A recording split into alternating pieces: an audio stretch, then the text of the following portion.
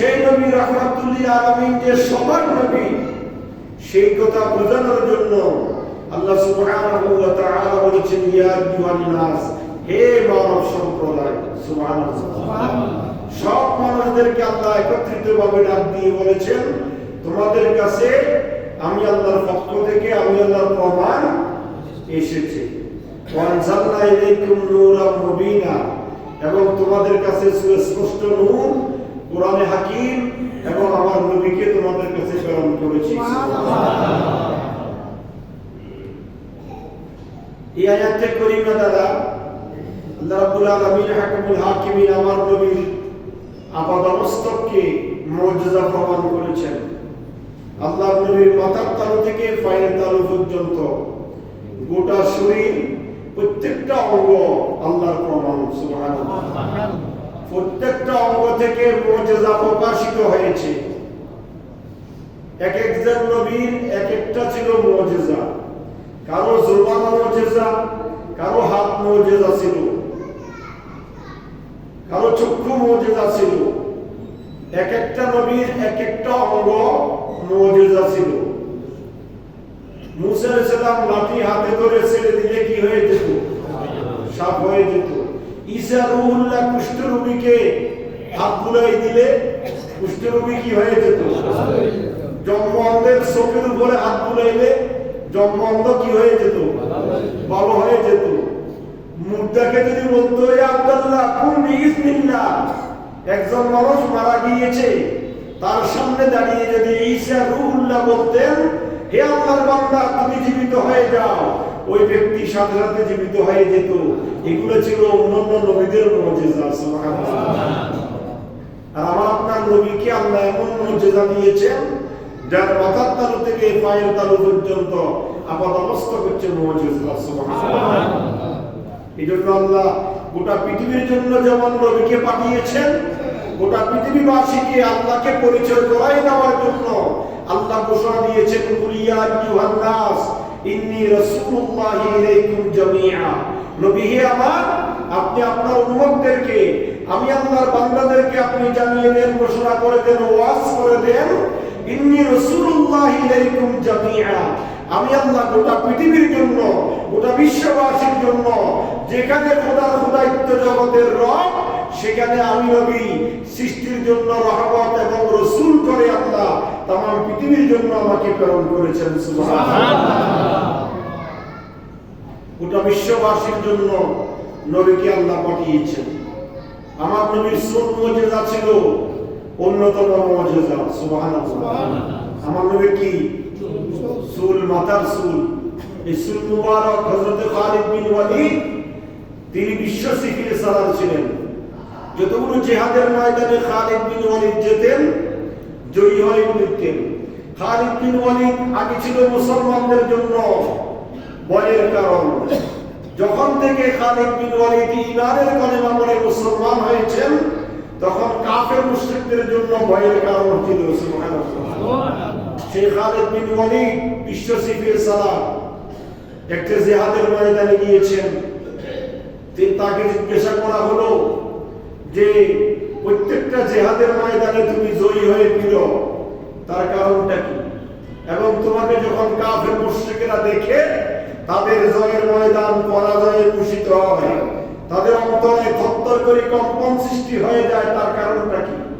অথচ খালিদ বিন ওয়ালিদ জবাব দিয়েছে, শুনো নবীর উম্মতেরা, আমি যখন জিহাদের ময়দানের জন্য সেনাপতির ইউনিফর্ম পরিধান করি, সেখানে আমি যখন ফাঁকদি করি, ওই সেনাপতির ফাঁকদির মধ্যে আমি নবীজির সুল মুবারক রাখি। সুবহানাল্লাহ। নবীজির সুল মুবারক আমার ফাঁকদির মধ্যে থাকার কারণে আমি যখন জিহাদের ময়দানে যাই, রাঙ্গা তরবারি হাতে নিয়ে কাফের মুশরিকেরা যত শক্তি প্রয়োগ করে আমার সামনে আসুক না কেন, নবীজির সুল মুবারকের মুজিজা প্রকাশিত হয়ে কাফের মুশরিকদের জয়ের ময়দান পরাজয়ে ভূষিত হয়ে যায়। শুধু তাই নয়, হযরত আমর ইবনে আস রাদিয়াল্লাহু তাআলা আনহু তিনি ওসিয়ত করেছেন যে আমি যদি ইন্তেকাল করি, তাহলে আমার কাফনের মধ্যে নবীজির সুল মুবারক দিও। সুবহানাল্লাহ। সাহাবায়ে কেরাম জিজ্ঞাসা করলেন, নবীজির চুল মুবারক আপনার কাফনে দিলে কি ফায়দা হবে? বলে, আমার কাছে যখন মুনকির নকির ফেরেশতা সওয়াল জবাব করার জন্য আসবে, নবীজির চুল মুবারকের ভরসায় আমি তাদের প্রশ্নের উত্তর দিতে পারবো। সুবহানাল্লাহ। শুধু তাই নয়, হযরত আমির মুয়াবিয়া রাদিয়াল্লাহু তাআলা আনহু নাম শুনেন নাই? হযরত আমির মুয়াবিয়া তার সন্তানদেরকে ওসিয়ত করেছেন, আমি যখন মারা যাব আমার জবানের মধ্যে রাসূল পাকের চুল মুবারক দিবে, আর আমার চোখের মধ্যে রাসূল পাকের মুখ মুবারক দিবে। সুবহানাল্লাহ। তখন তাকে জিজ্ঞাসা করা হলো, চুল মুবারক এবং রাসূল পাকের হাতের মুখ মুবারক, এই জন্য আমি আরো একদিন আলোচনায় আপনাদেরকে বলেছি, যেখানে সেখানে বসে মুখ কাটবেন না। এখন তো আমাদের উপায় নাই, আমরা অনুপায় হয়ে সেলুনে গিয়ে চুল কাটাই, কিন্তু আল্লাহর ওলিরা, বুজুর্গ নবী রাসূলেরা তারা চুল যখন কাটাইতেন এবং মুখ কাটতেন, শরীরের এই নখগুলো নির্দিষ্ট একটা জায়গায় জমা করে রাখতেন, নির্দিষ্ট একটা জায়গার মধ্যে দাফন করে রাখতেন, যেখানে সেখানে ফেলে দিতেন না। নবীজির মুখ মুবারকে আল্লাহর জিকির করে, নবীজির চুল মুবারকে আল্লাহর জিকির করে। আমির মুয়াবিয়া বলেছেন, আমাকে যখন দাফন করবা তোমরা, কাফন পরানোর পরে আমার চোখে এবং মুখে রাসূল পাকের চুল এবং মুখ মুবারক দিও। তাকে যখন জিজ্ঞাসা করা হলো তার কারণটা কি, তখন তিনি বলছেন, রাসূল পাকের মুখ মুবারক যখন আমার চোখে থাকবে, আমি যখন কবর থেকে মুনকির নকির জিজ্ঞাসা করবে, মান হাযার রাজুল, ওই যে দেখতে পাচ্ছ একজন নুরানি চেহারা বিশিষ্ট ব্যক্তি, উনি কে?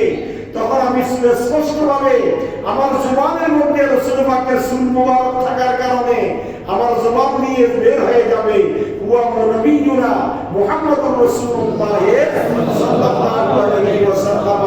আমি যাতে করে সুস্পষ্ট ভাষায় কাফের মুশরিকদের মুনকির নকিরের সওয়ালের জবাব দিতে পারি, এই জন্য আমার চুল এবং আমার কাফনের মধ্যে চুল এবং রাসূল পাকের মুখ মুবারক দিও। সুবহানাল্লাহ। এটা ছিল আল্লাহ রাসূলের চুল মুবারকের মুজিজা। আল্লাহ রাসূলের চক্ষু মুবারক দেখেন নাই এমন কিছু আছে নাকি?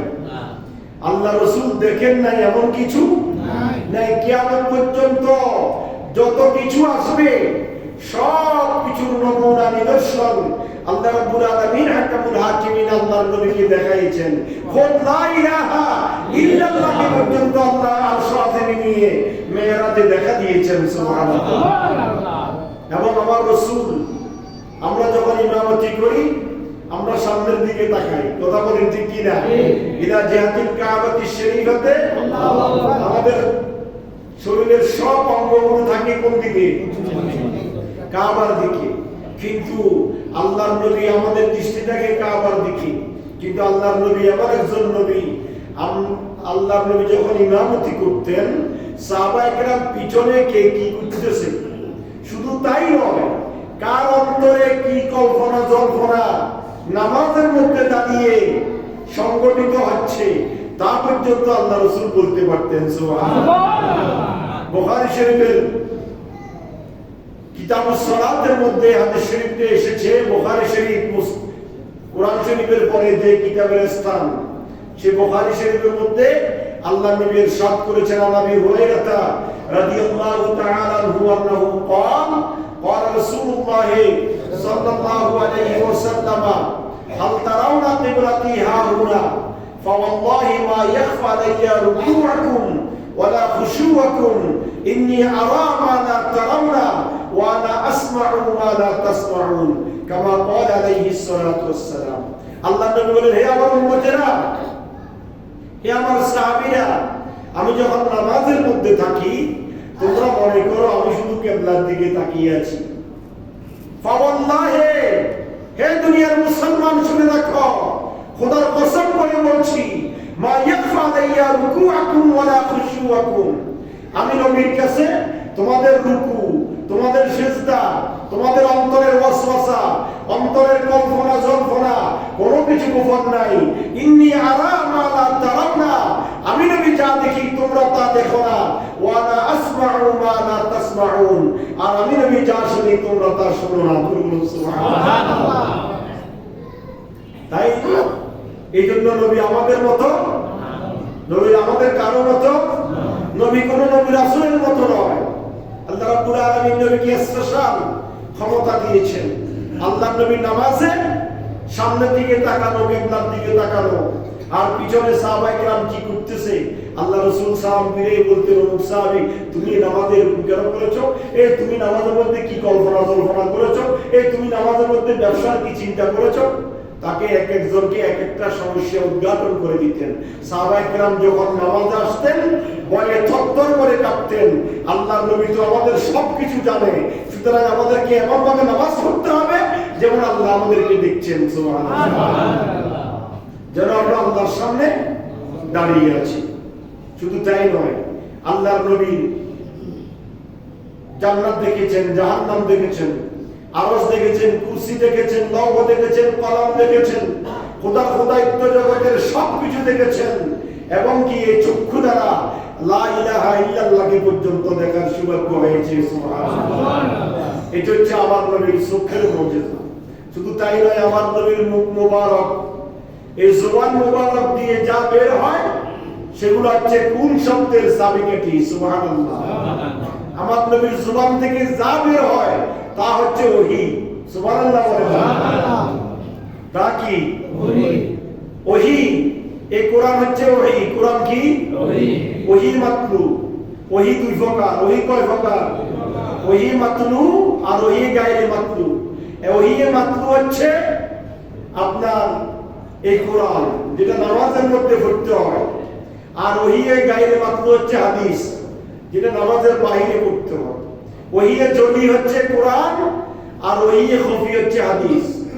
ওহী জলি মানে প্রকাশ্য ওহী, কোরআনুল কারীম। এই কোরআন জিবরিল আমিন আমার নবীকে দিয়েছেন। আজকে আমরা যেভাবে পেয়েছি আলিফ লাম মিম যালিকাল কিতাব, ইয়াসিন ওয়াল কুরআনিল হাকীম, আর রহমান আল্লামাল কুরআন, এগুলো কার জবান দিয়ে বের হয়েছে? আমার নবীর জবান দিয়ে। কথা বলেন ঠিক কি না? আমার নবীর জবান দিয়ে যত কথা বের হয় সবগুলো হচ্ছে ওহী। সুবহানাল্লাহ। এজন্য আল্লাহ বলেছেন, ওয়া ইয়ানতিকু আনিল হাওয়া ইন হুয়া ইল্লা ওয়াহয়ুন ইউহা।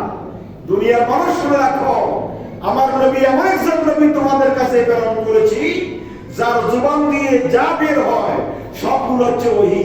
আমি আল্লাহর বার্তা, আমি আল্লাহর প্রেরণকৃত বাণী। আমার নবী জবান দিয়ে যা বের করবে সেগুলো হচ্ছে ওহী, সেগুলো হচ্ছে কোরআন, সেগুলো হচ্ছে হাদিস।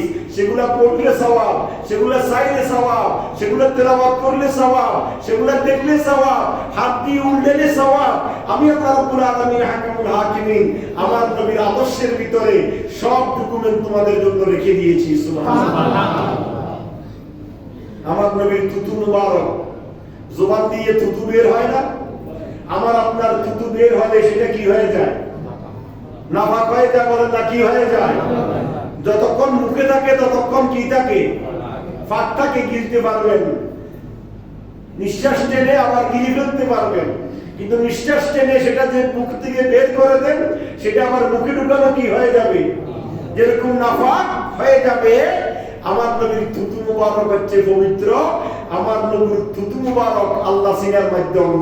সুবহানাল্লাহ। খাইবারের যুদ্ধে হযরত আলীর হাতে কামুস নামক দুর্গ জয়ী হয়েছিল। কোন যুদ্ধে? খাইবারের যুদ্ধ। খাইবারের যুদ্ধে অত্যন্ত বীরত্বের সহিত হযরত আলী কামুস নামক দুর্গ জয় করেছেন। এই জন্য আল্লাহ রাসূল তাকে আসাদুল্লাহ, আল্লাহর সিংহ বলে আল্লাহ রাসূল তাকে উপহার দিয়েছেন। কাকে? হযরত আলীকে। বদরের যুদ্ধে বীরত্বের সাথে জিহাদ করার কারণে হযরত আলীকে জিহাদের ময়দানে বদরের যুদ্ধে আল্লাহ রাসূল জুলফিকার তরবারি উপহার দিয়েছেন। সুবহানাল্লাহ। হযরত আলীর বীরত্ব দেখে, যে হযরত আলী ছিলেন কাফের মুশরিকদের জন্য বাদ, তিনি কাউকে ভয় করতেন না একমাত্র আল্লাহ এবং তার রাসূলকে ছাড়া। এই জন্য যতগুলো জিহাদের ময়দানে গিয়েছেন হযরত আলী পরাজয় হন নাই। খাইবারের যুদ্ধে কামুস নামক দুর্গ জয় করেছেন। একটু চোখের ভিতর আঘাতপ্রাপ্ত হয়েছিলেন। চেহারা যখন আঘাতপ্রাপ্ত হয়েছেন, সেখানে ইমার্জেন্সি ডাক্তার আছে না? নাই। কোথায় গেল ডাক্তার? জিহাদের ময়দানে এখনো না, যেখানে সেখানে ডাক্তার। তখন সেখানে ডাক্তার কি? হযরত আলী বেহুশ হয়ে পড়ে আছেন। সাহাবায়ে বলছেন, ইয়া রাসূলুল্লাহ, হযরত আলীর তো অবস্থা সিরিয়াস, কি হয়েছে? চক্ষু আঘাতপ্রাপ্ত হয়েছে, চক্ষু খুলে গিয়েছে। আল্লাহ রাসূল সাল্লাল্লাহু আলাইহি ওয়াসাল্লাম থুতু মুবারক নিয়ে চোখে এভাবে বসাই দিলেন। সাথে সাথে হযরত আলী বলে, খোদার কসম করে বলছি, যখন রাসূল পাকের থুতু মুবারক আমার চোখে লাগিয়েছেন, আমার বাম চোখের চাইতে ডান চোখের পাওয়ার আরো দ্বিগুণ বেড়ে গিয়েছে। শুধু তাই নয়, আল্লাহ রাসূল যখন হিজরতের সময় আবু বকরকে সঙ্গে নিয়ে ওই জবলে সুরে যখন উঠেছেন, মক্কা থেকে, মক্কার এরিয়ার মধ্যে, আল্লাহর ঘর থেকে 3 মাইল দূরে, সেই জবলে সুরে যখন ওই গুহার মধ্যে সাপে দংশন করেছিল কাকে? হযরতে আবু বকরকে। আবু বকর কান্নাকাটি করতেছে। আল্লাহ রাসূল বলেছে, আবু বকর রে, তোমার কি বাড়ির কথা মনে পড়ে গেল নাকি? বলে, ইয়া রাসূলুল্লাহ, বাড়ির কথা মনে পড়ে নাই। যেদিন থেকে আপনার হাতে ঈমানের কলেমা পড়ে মুসলমান হয়েছি, খোদার কসম, সেই দিন থেকে আমার স্ত্রী, পরিবার, ছেলে মেয়ে, ব্যবসা বাণিজ্য, বাড়িঘর, দৌলত, সবকিছুর চাইতে আপনি নবীর মুহাব্বত 1 নম্বরে স্থান দিয়েছি। ইয়া রাসূলুল্লাহ, সাপে দংশন করেছে, তার বিষের যন্ত্রণায় ছটফট করছি। আল্লাহ রাসূল বলেন, আবু বকর রে, তোমার সেই ক্ষতস্থানটা বের করে দাও। আবু বকর অত্যন্ত আদরের সহিত পা মুবারক বের করে দিলেন। আল্লাহ রাসূল আঙ্গুল দিয়ে থুতু মুবারক নিয়ে আবু বকরের শরীরের মধ্যে সেই ক্ষতস্থানে লাগাই দিলেন। সঙ্গে সঙ্গে আবু বকরের গোটা শরীরের বিষ পানি হয়ে তিনি সুস্থ হয়ে গেলেন। শুধু তাই নয়, আল্লাহ রাসূলের হাত মুবারক মুজিজা। বদরের যুদ্ধে আল্লাহ রাসূল এবং হিজরতের রাত্রিতে দুইটা সময়, কয়টা সময় বলেন না? বদরের যুদ্ধে আপনারা জানেন 17 রমজান কি হয়েছে? বদরের যুদ্ধ হয়েছে রমজান মাসে। মাত্র 313 জন সাহাবী আর 1000 সহস্র বাহিনী। এবং যারা আমরা গিয়েছেন, আমার সাথে বদরের যুদ্ধে যারা গিয়েছেন, তারা দেখেছেন বদরের যুদ্ধ যেখানে যুদ্ধ হয়েছে, সেই যুদ্ধের মাঠটা একটু নিচু, ঠিক কি না? যুদ্ধের মাঠটা একটু কি নিচু স্থান, সেটা তখনও নিচু ছিল, এখনো সেই অবস্থা আছে। সেখানে বৃষ্টি হয়েছে, পানি জমে গিয়েছে। মাত্র 313 জন সাহাবী আর 1000 কাফের মুশরিক।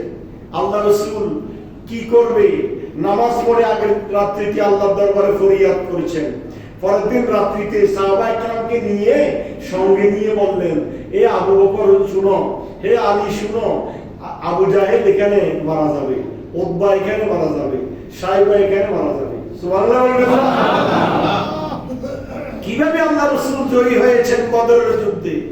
মাত্র 313 জন সাহাবী, নিরস্ত্র বাহিনী, আর 1000 সৈনিক ছিল সহস্র বাহিনী।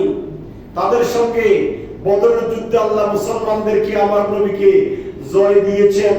একমাত্র নবী কি বলেছেন? ইয়া রাসূলুল্লাহ, আপনি কি করবেন? শাহাতিল ওযু, এক মুষ্টি বালু নেন। আল্লাহ রাসূল এক মুষ্টি বালু নিলেন।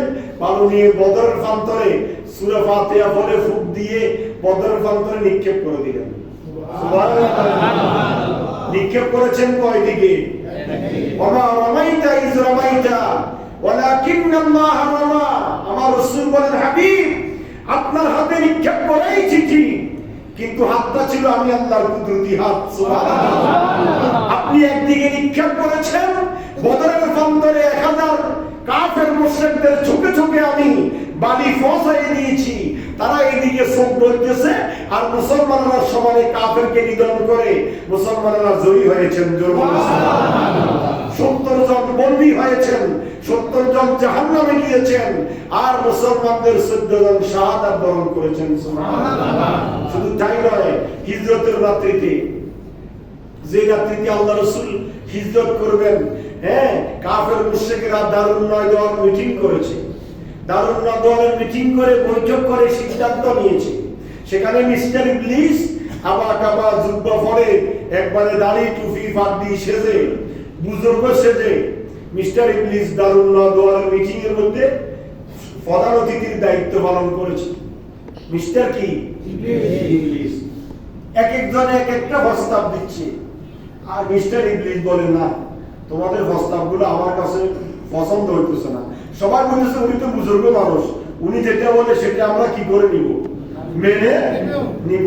বলে যে মুহাম্মদকে দুনিয়ার জমিন থেকে শেষ করে দেওয়া ছাড়া আমাদের মিশন কোনোদিন কি হবে না, জয়ী হবে না। সুতরাং মুহাম্মদকে দুনিয়ার জমিন থেকে কি করে দিতে হবে, বিশ্বাস করে দিতে হবে। নাউজুবিল্লাহ বলেন না। এই সিদ্ধান্ত তারা নিয়েছেন যে মুহাম্মদুর রাসূলুল্লাহকে কতল করে ফেলবে। এইদিকে আল্লাহ রাব্বুল আলামিন আমার নবীকে জানাই দিয়েছেন, হাবিব আপনি আর মক্কায় থাকিয়েন না, আপনি আপনার বন্ধু বান্ধব দুই একজন তাদেরকে সাথী পান, তাদেরকে নিয়ে আপনি মদিনার উদ্দেশ্যে রওনা হয়ে যান। সুবহানাল্লাহ। আল্লাহ রাসূল মদিনার উদ্দেশ্যে রওনা হবেন ঠিক, তো কাফেররা তো চতুর্পাশে কি করে ফেলেছে, ঘেরাও দিয়ে বসে আছে। কাফের মুশরিকেরা চতুর্দিকে ঘেরাও দিয়ে বসে আছে। আল্লাহ রাসূল কিভাবে বের হবে? আল্লাহ রাসূল হযরত আলীকে দেখেন, আলী জীবনের চাইতে বেশি মহব্বত করেছেন আমার নবীকে। কাফের মুশরিকেরা আমার নবীকে মানত না, কিন্তু আল আমিন বলে বিশ্বাস করত। কি বলে? আল আমিন, মহান সত্যবাদী। তাদের গুরুত্বপূর্ণ সম্পদগুলো আল্লাহ রাসূলের কাছে জমা রাখত। আল্লাহ রাসূল বল আলীকে ডেকেছেন, আলী শুনো, অমুক অমুক অমুক অমুক কাফের মুশরিকদের আমানত আমার কাছে আছে, এই আমানতগুলো নিয়ে তুমি আমার বিছানায় ঘুমাবে। সুবহানাল্লাহ বলবেন না? 3 দিন পরে এই আমানত সবগুলা যার যার আমানত তাকে বুঝাই দিয়ে তুমি 3 দিন পরে মদিনায় আসবে। সুবহানাল্লাহ। হযরত আলী বলে, খোদার কসম, যখন রাসূলের জবান থেকে এই কথা বের হয়েছে যে আমার বিছানায় তুমি ঘুমাবে, তখন আমি নিঃসন্দেহে বিশ্বাস করে নিয়েছি আল্লাহ রাসূলের বিছানায় যখন আমি ঘুমাবো, কাফের মুশরিকরা আমাকে আল্লাহ রাসূল মনে করে সাথে সাথে কি করে ফেলবে, কতল করে ফেলবে। সুতরাং আমি রাসূলের জন্য জীবন দিতে 100% রাজি। কিন্তু আল্লাহ রাসূলের জবান থেকে যে মুহূর্তে এই কথা বের হয়েছে, হে হযরত আলী, তুমি 3 দিন পরে আমার সাথে মদিনায় দেখা হবে, তোমার সাথে আমার সাথে, তখন থেকে আমি নিশ্চিত হয়ে গেলাম কাফের মুশরিকেরা হাজারো চেষ্টা করে আমাকে মারতে পারবে না, শহীদ করতে পারবে না।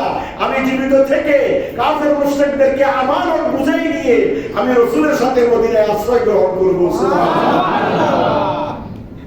হযরত আলী এমন একটা কি ছিল, দৃঢ় বিশ্বাস ছিল হযরত আলী। 3 দিন পরে আমানতগুলো বুঝাই দিয়ে মদিনায় চলে গেলেন। আল্লাহ রাসূল সব কাফের মুশরিকেরা মক্কার চতুর্পাশে ঘেরাও দিয়ে বসে আছে। আল্লাহ রাসূল কিভাবে যাবে? আল্লাহ রাসূলকে আল্লাহ ইলহাম করলেন, হাবিব আপনি এক মুষ্টি বালু নিয়ে একদিকে নিক্ষেপ করে দেন। আল্লাহ রাসূল যখন একদিকে বালু নিক্ষেপ করে দিলেন, ওই চতুর্দিকে কাফের মুশরিকদের চোখের ভিতরে আল্লাহ বালু ফসাই দিলেন।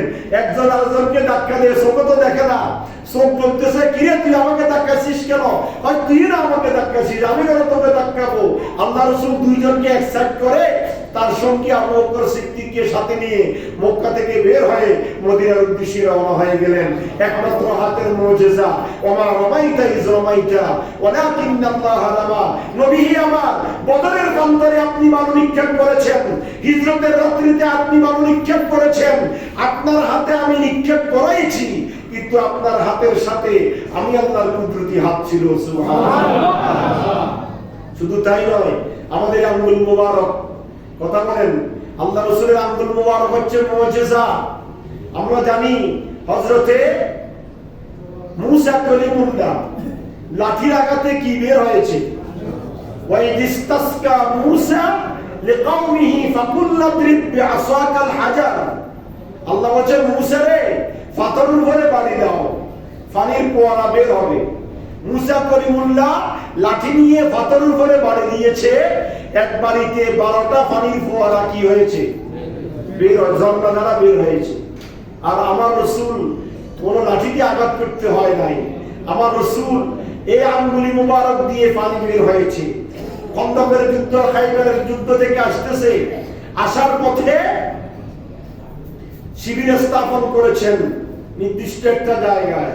সাহাবায়ে কেরামের পানির কি হয়েছে, সংকট হয়েছে, সাহাবায়ে কেরামের পানির দরকার। তখন আল্লাহ রাসূল বললেন, ইয়া রাসূলুল্লাহ, পানির জন্য আমাদের বাহনগুলো হাহাকার করছে। ইয়া রাসূলুল্লাহ, আমরা সবাই পানির জন্য ছটফট করছি, তো পানি কোনো জায়গায় নাই? বলে, ইয়া রাসূলুল্লাহ, কোনো জায়গায় পানি নাই। আল্লাহ রাসূল বললেন, তোমাদের কারো মশকে কোনো পানি নাই? বলে, ইয়া রাসূলুল্লাহ, খোদার কসম। হযরত আনাস বলতেছে, ইয়া রাসূলুল্লাহ, আপনার মশক ছাড়া। আনাস তো ছিল রাসূল পাকের খাদেম। আনাস কি ছিল? রাসূল পাকের খাদেম। বলে, ইয়া রাসূলুল্লাহ, আপনার মশক ছাড়া আর কারো মশকে পানি নাই। আল্লাহ রাসূল বললেন, তোমাদের যার যার পানির প্রয়োজন সবাই আসো। সবাই আল্লাহ রাসূলের চতুর্দিকে বসলেন। আল্লাহ রাসূল নিজের মশকটুকু হাতে নিলেন। হাতে নেওয়ার পরে ফাওয়াদা রাসূলুল্লাহ সাল্লাল্লাহু আলাইহি ওয়াসাল্লাম ইয়াদাহু ফিল ইনা। আল্লাহ রাসূল নিজের মশকের উপর, এটা বুখারী শরীফ দ্বিতীয় খণ্ড 598 পৃষ্ঠার হাদিস। বুখারী শরীফ দ্বিতীয় খণ্ড 598 নম্বর হাদিসের মধ্যে আল্লাহ নবী ইরশাদ করেছেন, হযরতে আবু হুরায়রা হাদিস বর্ণনা করেছেন, ফাওয়াদা রাসূলুল্লাহ সাল্লাল্লাহু আলাইহি ওয়াসাল্লাম ইয়াদা। আল্লাহ রাসূল নিজের ডান হাত মোবারক ফিল ইনায়ে, ওই পাত্রের উপরে রাখলেন। ফাজালাল মাউ ইয়াবরাউ ফি বাইনা আসাবিয়াহু। তখন রাসূল পাকের পাঁচ আঙ্গুলের মাঝখান দিয়ে এমন ভাবে পানির ফোয়ারা বের হয়েছে, সাহাবায়ে কেরাম সবাই পানি মশক ভর্তি করে নিয়েছেন, তাদের বাহনকে পানি পান করাইছেন। সবার যখন পানি শেষ হয়ে গেল, পানির চাহিদা মিটে গেল, হযরত আনাস বলে, ইয়া রাসূলুল্লাহ, সকলের পানির চাহিদা শেষ হয়েছে। আল্লাহ রাসূল হাত মোবারক উঠালেন, পানি উঠা বন্ধ হয়ে গেল। ফাতাওয়াজ্জাল কওম, সম্প্রদায়ে যারা ছিল সবাই ওযু করেছে, গোসল করেছে, তাদের বাহনকে পানি পান করাইছে, নিজেদের মশক ভর্তি করেছে। কি জানে আনাসিন, আনাসকে জিজ্ঞাসা করা হলো, ওই জিহাদের ময়দানে তোমরা কতজন ছিলা?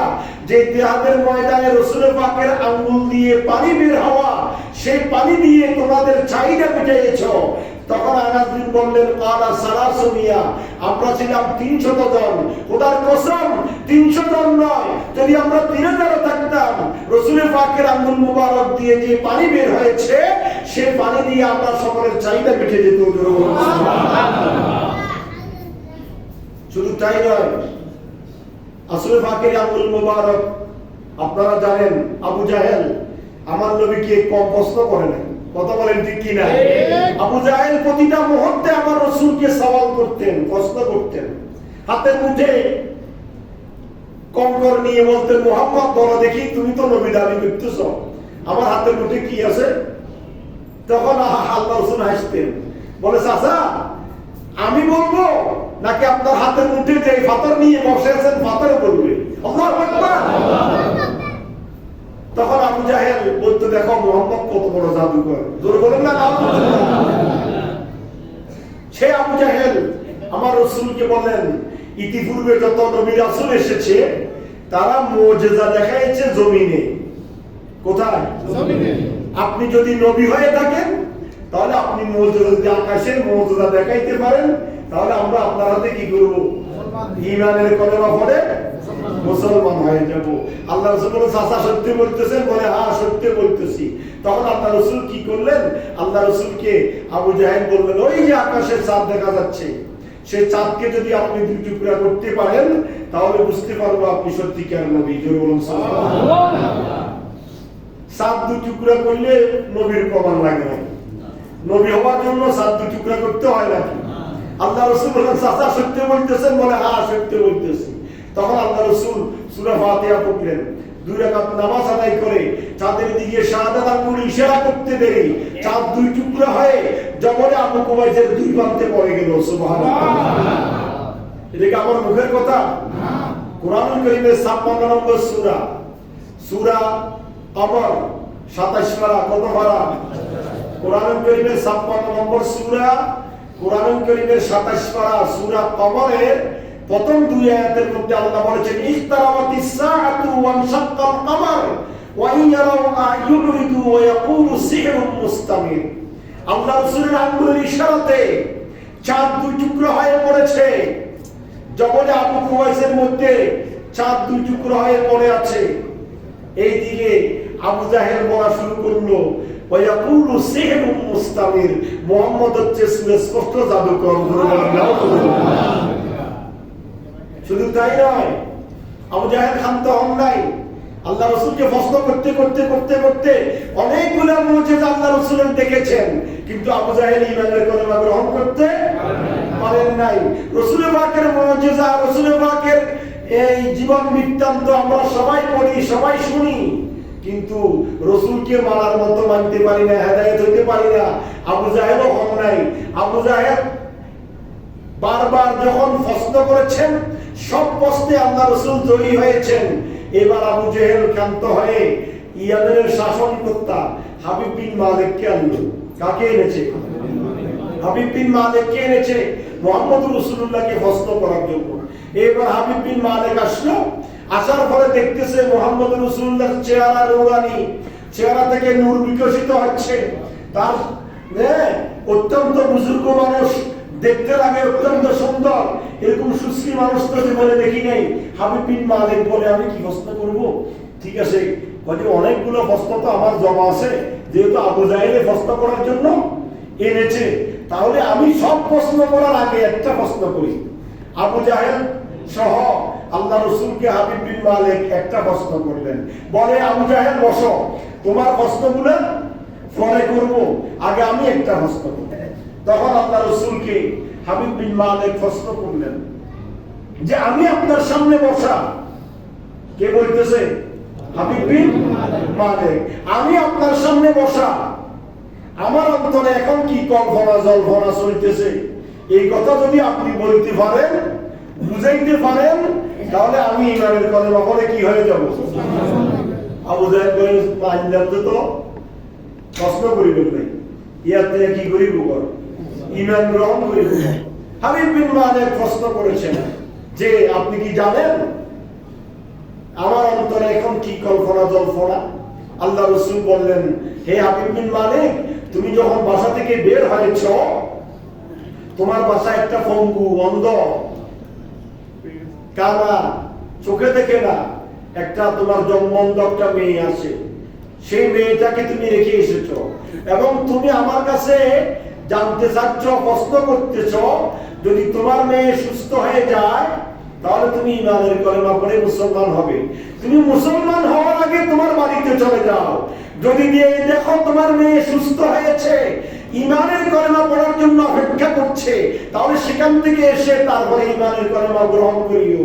ওই হাবিব বিন মালিক বলে, খোদার কসম, বাড়িতে যেতে হবে না, আগে আমাকে আপনি ঈমানের কলেমা পড়ে মুসলমান বানিয়ে নেন। যতক্ষণ পর্যন্ত আমি বুঝতে পেরেছি আপনি একজন সত্যিকার নবী, আপনি যে একজন আসল নবী, সেটা আমার বুঝতে বাকি হয় নাই। ইয়া রাসূলুল্লাহ, আপনি আমাকে পড়াই দেন না, লা ইলাহা ইল্লাল্লাহ মুহাম্মাদুর রাসূলুল্লাহ। হাবিব বিন মালিক কি করলেন? ঈমানের কলেমা পড়ে দ্রুত বাড়িতে রওনা হয়ে গেলেন। দেখেন বাড়ির দরজায় একটা সুন্দর সুশ্রী আকর্ষণীয় ড্রেস পরে একটা মেয়ে দাঁড়িয়ে আছে। হাবিব বিন মালিক বলল, কি রে, আমার এই মেয়ে? বলে, আব্বা তুমি আমাকে চিনতে পারো নাই, আমি তোমার মেয়ে, যেটা অন্ধ ছিলাম, যেটা কথা বলতে পারতাম না, দাঁড়াইতে পারতাম না, হাঁটতে পারতাম না, আমি তোমার সেই মেয়ে। কিছুক্ষণ আগে একটা সাদা পোশাকধারী নুরানি চেহারা বিশিষ্ট একজন মানুষ এসে আমার গায়ে হাত বুলাই দিয়েছে, সঙ্গে সঙ্গে আমি সুস্থ হয়ে গেলাম, আমার জবান খুলে গেল। আমি জিজ্ঞাসা করলাম, হে আল্লাহর বান্দা, আমার দীর্ঘ 35-40 বছর হয়েছে, আমি জীবনে কথা বলতে পারি নাই, দাঁড়াইতে পারি নাই, আর আপনি কে? আমার গায়ে হাত দেওয়ার সাথে সাথে আমি সুস্থ হয়ে গেলাম, আপনি দয়া করে আপনার পরিচয়টুকু আমার কাছে দিয়ে যান। তখন সেই ব্যক্তি আমাকে তার পরিচয় দিয়েছে, তিনি হচ্ছেন মদিনাওয়ালা আকা, সরকারি মদিনা, সুরুল কলব সিনা, হায়াতুন নবী, ইমামুল আম্বিয়া নবী মুহাম্মদুর রাসূলুল্লাহ সাল্লাল্লাহু আলাইহি ওয়াসাল্লাম। আব্বা, আর দেরি করবেন না, আপনি আমাকে সেই নবীর দরবারে নিয়ে চলেন, আমি ঈমানের কলেমা পড়ে মুসলমান হয়ে যাব। আল্লাহ, ইয়া রাসূলুল্লাহ, ইয়া রাসূলুল্লাহ। নবী কি এমন ফরমান দিয়েছেন? কে? আল্লাহ। আমার নবী যেমন তেমন নবী নয়, কোন নবীর সাথে আমার নবীর তুলনা চলে না, কোন নবীর তুলনা আমার নবীর সঙ্গে করা যায় না। আল্লাহ রাব্বুল আলামিন হাকামুল হাকিমিন, গোটা আবাদ অবস্থা শুধু তাই নয়, এই আলোচনার টাইম একেবারে শেষ। একটা কথা মনে আসছে, ঈদ মিলাদুন্নবী আলোচনা শেষ করছি 2 মিনিট। সেটা হচ্ছে কি, সূর্যের উপর ক্ষমতা চলে আমার নবী, সুবহানাল্লাহ বলবেন। চন্দ্রের উপর ক্ষমতা চলে, খোদার খোদাইত্বের উপরে ক্ষমতা, খোদার পরে আমার নবী ইসলাম। আল্লাহ বলেন পৃথিবীর জমিনে আমি যেমন রব নবীকে বানিয়েছি তেমন রহমত। এই নবীকে এত খবর দিয়েছি, আমার পরে যদি তোমরা কাউকে খুঁজতে হয় আমার নবীকে খুঁজো, সুবহানাল্লাহ। খাইবারের যুদ্ধ হয়েছে আপনারা জানেন 7ম হিজরিতে। কত হিজরিতে? 7ম হিজরিতে খাইবারের যুদ্ধ হয়েছে। খাইবারটা হচ্ছে মদিনা থেকে 100 মাইল উত্তর পূর্বে, 100 মাইল উত্তর পূর্বে মদিনা থেকে খাইবার। খাইবারের যুদ্ধ হয়েছে 7ম হিজরিতে। খাইবারের যুদ্ধে মুসলমান সাহাবী ছিল 1600 জন। কতজন? 1600 জন। 1600 সাহাবী নিয়ে খাইবারে জয় করেছেন। খাইবারের যুদ্ধ থেকে আসার পরে হযরত আলী ছিলেন, ওই যে বললাম হযরত আলীর হাতে খাইবারের কামুস নামক দুর্গ কি হয়েছে? জয়ী হয়েছে। সেই হযরত আলী সেনাপতির দায়িত্ব ছিল।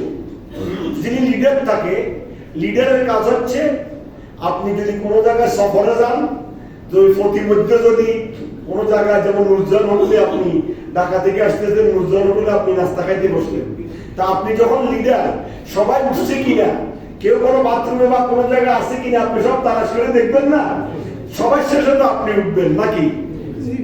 খাইবারের যুদ্ধ থেকে আসার সময় মধ্যখানে সাহাবা নামক স্থানে শিবির স্থাপন করেছেন। আসরের নামাজের সময় হয়েছে।